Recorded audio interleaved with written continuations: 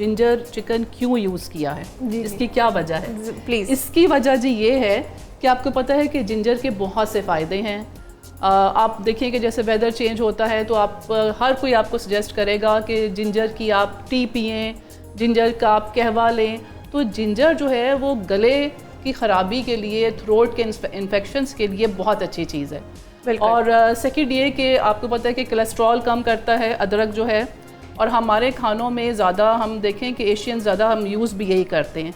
और ginger chicken में हम जिंजर की क्वांटिटी ज़्यादा इसीलिए डाल रहे हैं कि इसके फ़ायदे बहुत हैं। ठीक है। अगर आपने वेट लॉस करना है तो उसके लिए बहुत अच्छा है, डाइजेस्टिव सिस्टम के लिए बहुत अच्छा है। और एक और जो मुझे पता चला, जो मुझे नहीं पहले मालूम था, कि जो आपके ये जॉइंट्स में पेन है उसके लिए अदरक बहुत अच्छा है। बिल्कुल ऐसे अदरक के बहुत फ़ायदे हैं।